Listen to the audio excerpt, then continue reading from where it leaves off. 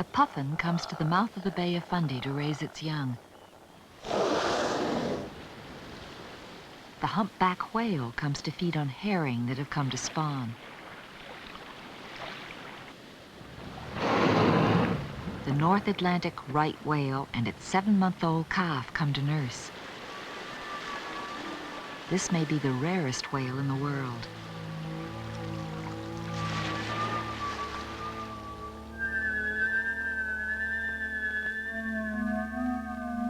A marvelous web of life flourishes at the mouth of the Bay of Fundy off Canada's Atlantic coast.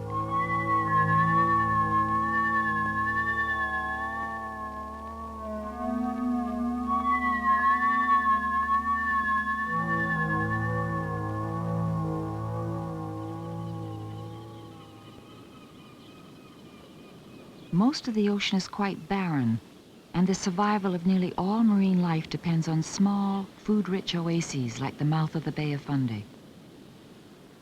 On the surface, these vital oases seem no different from the surrounding ocean, but they have to be unusually fertile to attract animals from all over the Atlantic. The finback whale may have come from wintering grounds off North Carolina.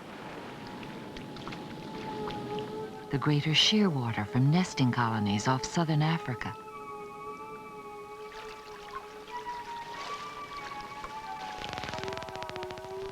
White-sided dolphins chase schools of fish in from the open Atlantic, and razor-billed auks migrate from the Grand Banks to breed.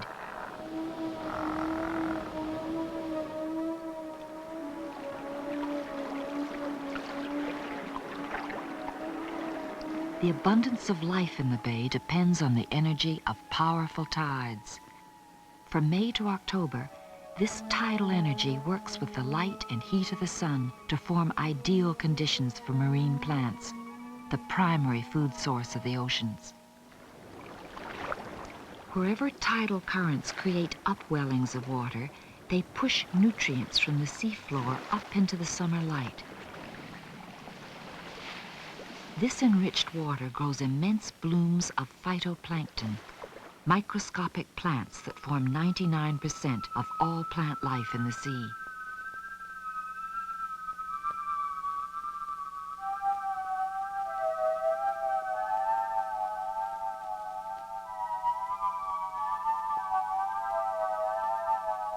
Phytoplankton turns the water into a murky broth that will feed tiny plant grazers. Copepods drift in huge swarms. The flea-sized crustaceans nourish an extraordinary variety of animals.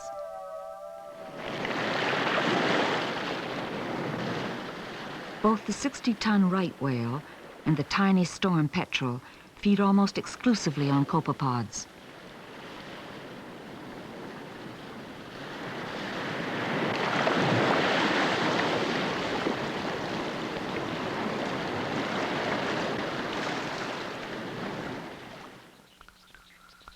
The shrimp-like krill also eat copepods, and it is krill that draws many animals to the mouth of the bay. Krill sometimes form large slicks at the surface. This can set off a feeding frenzy.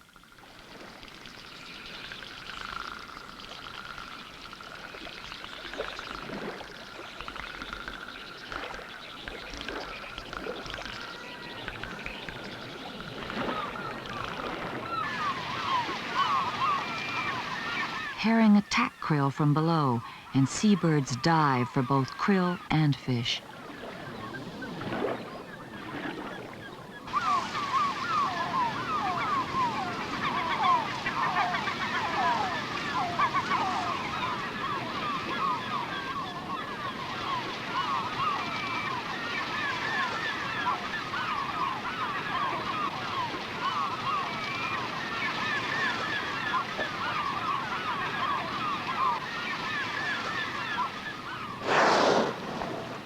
Finback and humpback whales can eat a half-ton of krill at one feeding.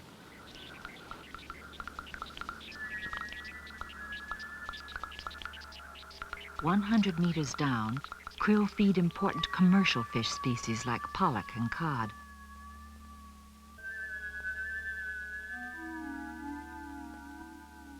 At depths below 20 meters, it's too dark to grow phytoplankton, and the primary food source is plant and animal debris, constantly raining down from above.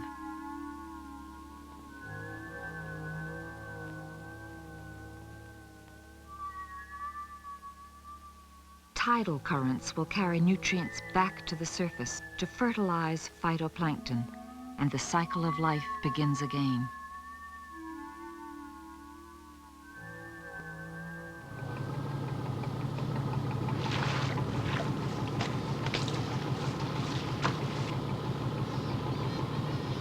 To grow just one cod, the bay must produce 30 tons of phytoplankton.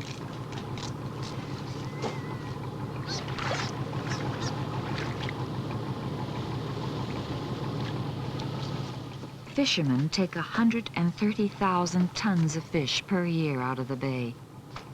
Their survival also depends on these fertile oases in the sea.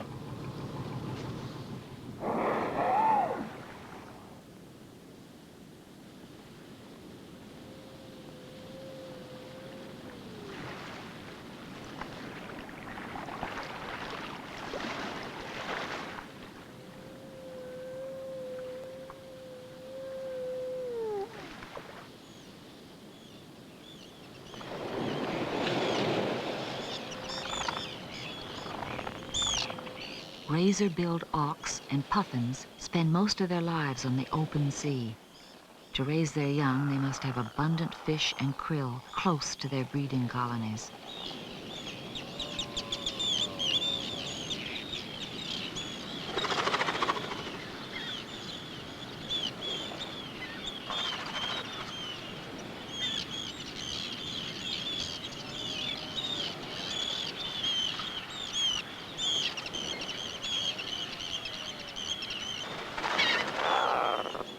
While raising their young, seabirds are extremely vulnerable to predators, and our ancestors used to eat their eggs and kill the birds for meat.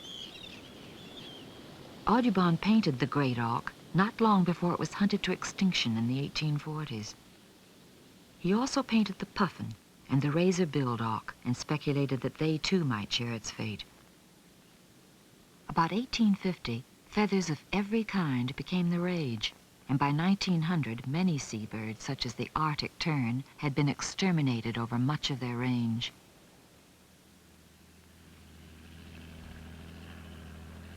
Only a small number of Arctic terns, puffins, and razor-billed auks still come to the Bay of Fundy. Their one breeding colony in the bay is on Machias Seal Island. Okay, thank you.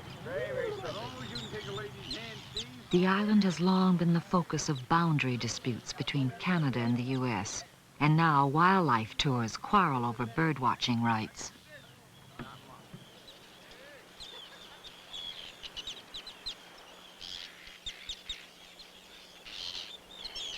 Arctic terns defend their territory by attacking the 25 birdwatches allowed on the island at one time.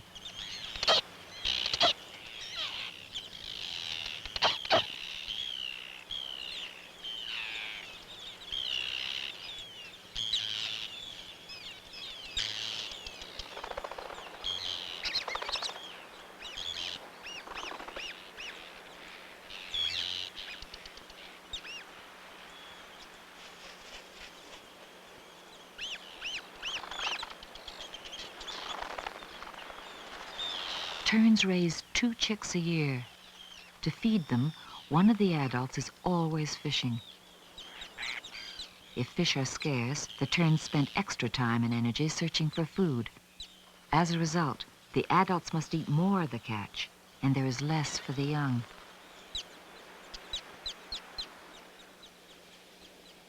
This tern chick may fly the greatest distance of any bird, migrating as far south as Antarctica.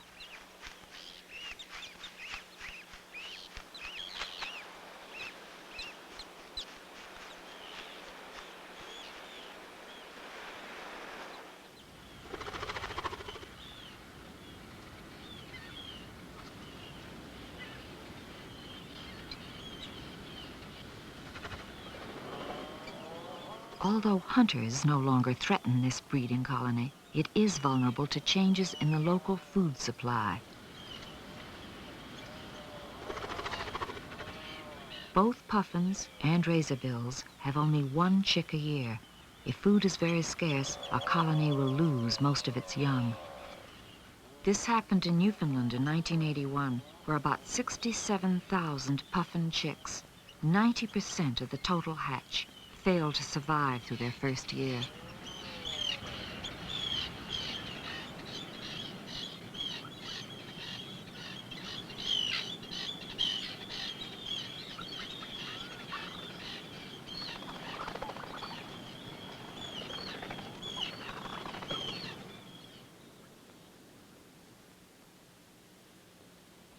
Extensive shallows are formed at the mouth of the bay, and the energy of waves, tides, and the sun turn them into undersea gardens.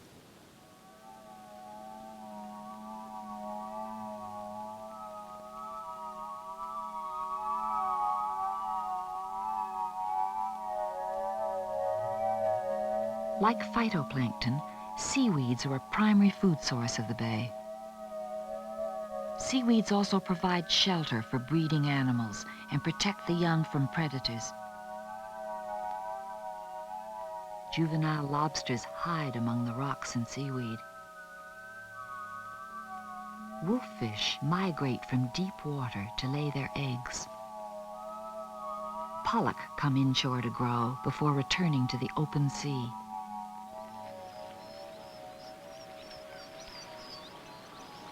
Black guillemots breed along the shoreline and feed on small fish in the shallows. The guillemot lays a tasty egg, and a century ago they were sold as a delicacy on the Boston market.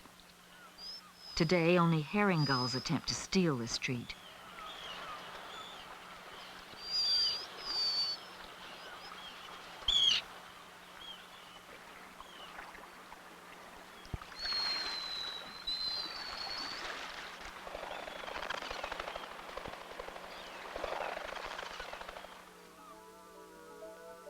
Swarms of juvenile herring swim to the shallows to graze on phytoplankton.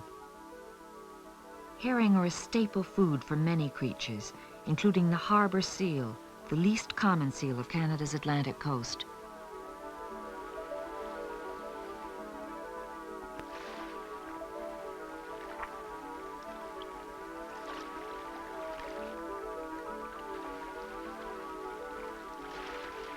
Harbor seals damage fishing gear and steal the catch, so until recently there was a $10 bounty for each seal killed.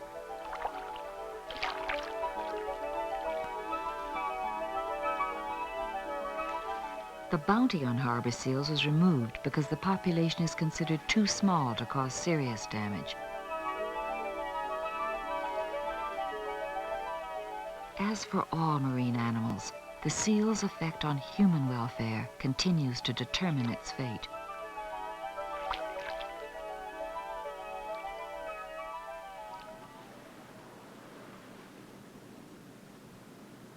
Fishermen harvest the shallows by using an ancient and ingenious maze called a weir to catch herring.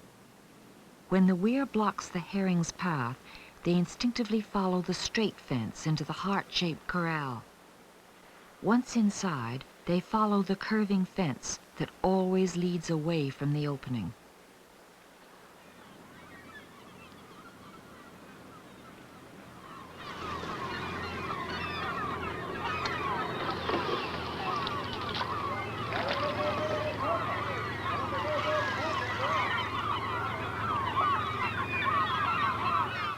The net lining the inside of the weir is drawn shut at the bottom, trapping the herring. As the net is hauled in, the herring are forced into an ever smaller space.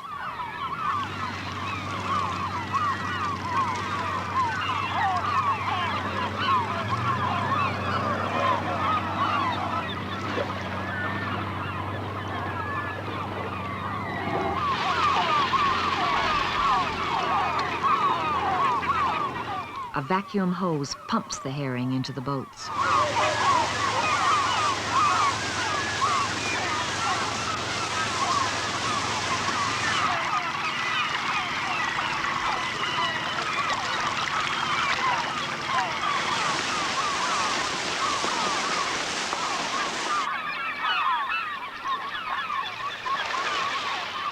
herring gull is one of the few seabirds to have increased dramatically in recent decades. The gull is like the rat. It adapts to human activity and has a taste for human leftovers.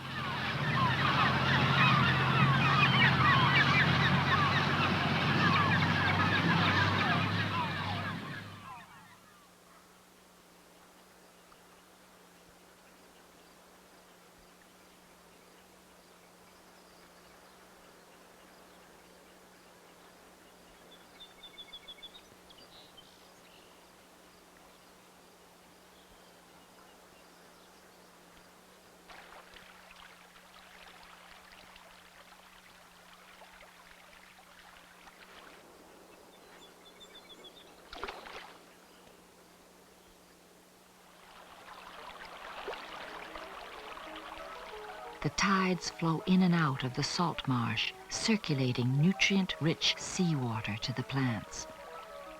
Acre for acre, salt marshes are the most fertile areas of the marine environment.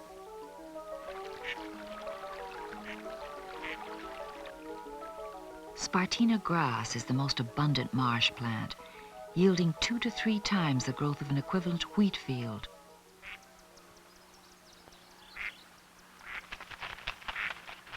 Spartina grass is too tough to be eaten until it decomposes. Plant grazers like the snail feed on the rotting Spartina. They, in turn, are eaten by predators.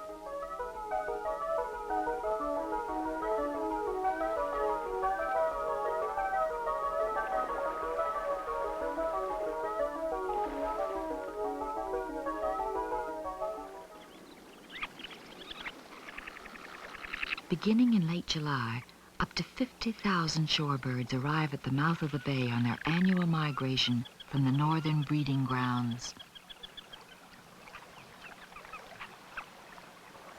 Shorebirds were slaughtered by the millions for food and sport during the last century, and even the tiny sandpipers were shot as they fed on the mud flats.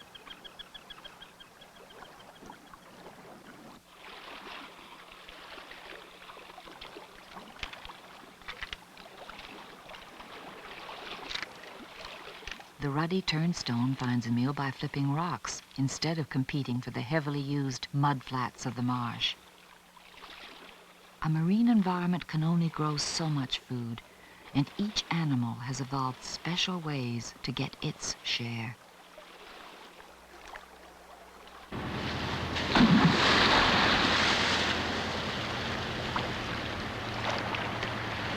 When two animals interfere with each other, competition for food turns into conflict.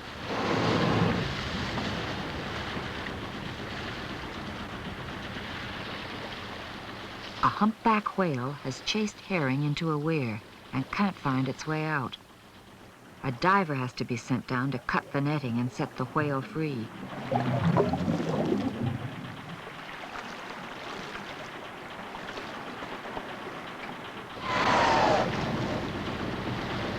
Local people are curious to see this rare whale, but to the weir's owner it is a disastrous situation.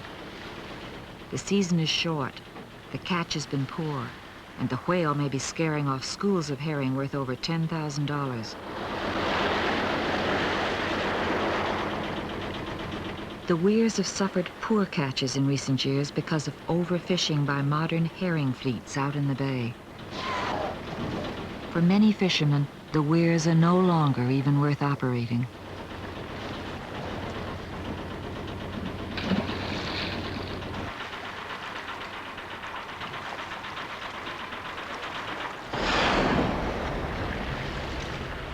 The whale and the weir are now free of each other, but in the long run, neither can compete with new fishing technologies.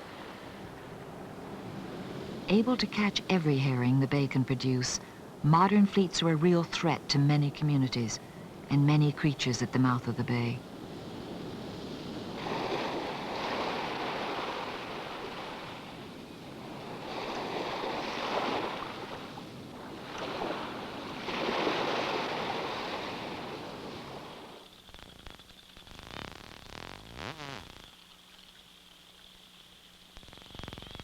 In murky waters, white-sided dolphins transmit clicking sounds to locate schools of herring. The clicking sounds hit the fish and echo back to the dolphins, revealing the location, speed, and perhaps even the species of their prey.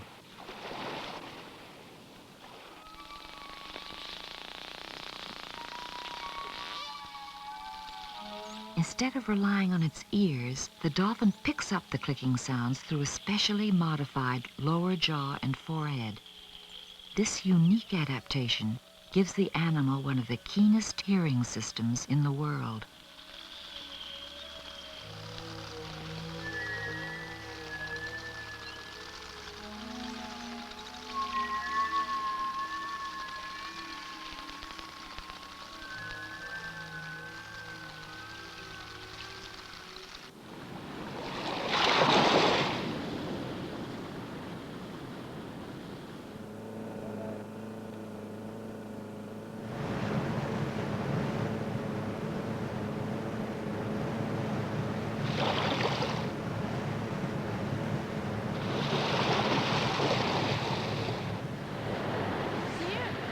Yes.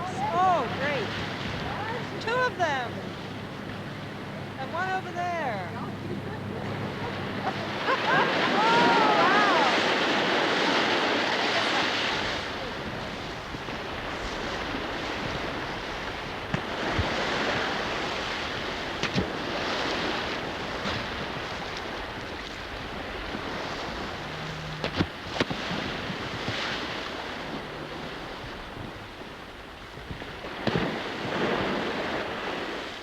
Their exuberant behavior makes humpbacks a star attraction. But most people come here to see one of the rarest whales in the world, the North Atlantic right whale.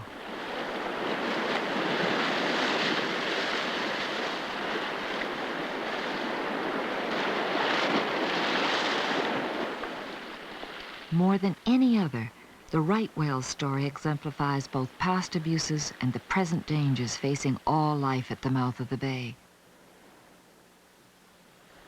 By 1100, North Atlantic right whales were being hunted by the Basques off the coast of Spain.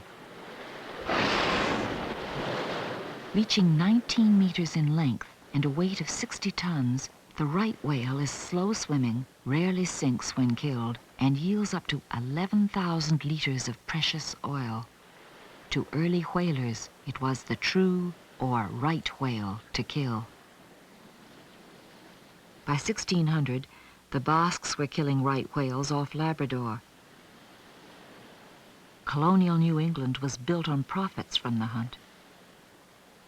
By the 1860s, the right whale was so rare that drawings of stranded specimens were made to convince skeptics of the whale's existence. In the 1930s, the hunt was finally banned. But by this time, the right whale had almost vanished from the North Atlantic.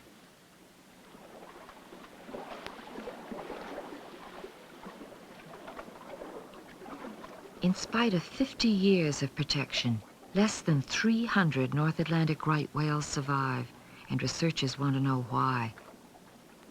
Since 1981, the New England Aquarium has been studying the right whales that summer at the mouth of the bay.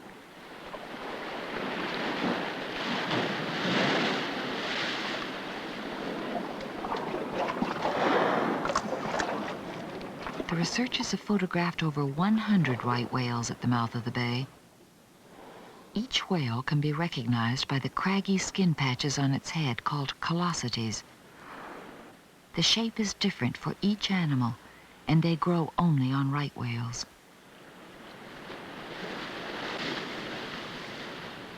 The researchers have identified this right whale and named her Fermata. Last winter, she was photographed off Florida with a newborn calf, and after migrating 2,000 kilometers, the pair now arrives at the mouth of the bay in late July.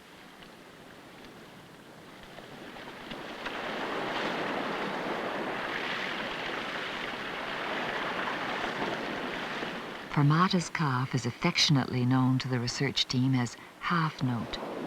At 7 months old, the baby is already 29 feet long and weighs about 6 tons.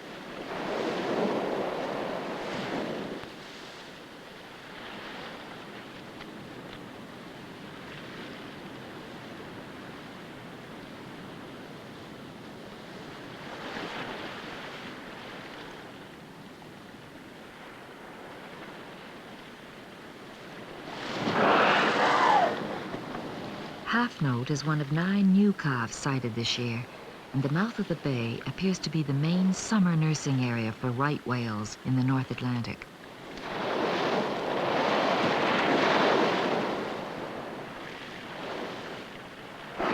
The curious calf plays around the research boat, while the mother makes 15-minute dives to feed on copepods.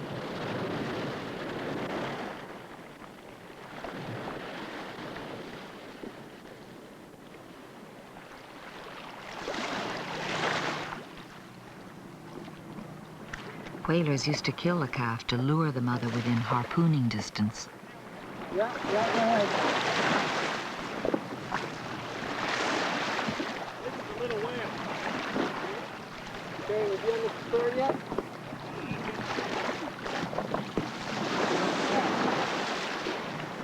What now? Can you say okay? Okay, we had about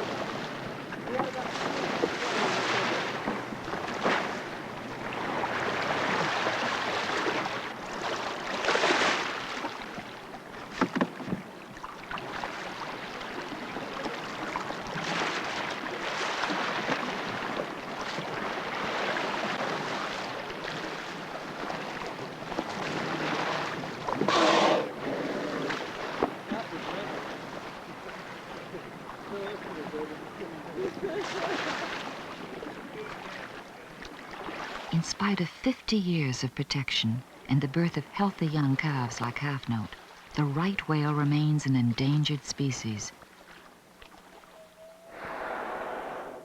The most likely cause of this tragedy is the loss of most right whale feeding and nursing areas along the heavily industrialized coast of the United States. The few remaining areas, like the mouth of the bay, may only be capable of supporting a small population of right whales, so this species may never recover.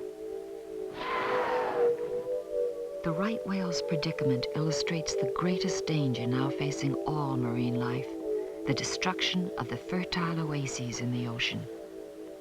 Places like the mouth of the Bay of Fundy are the source of both abundance and the extraordinary diversity of life in the sea.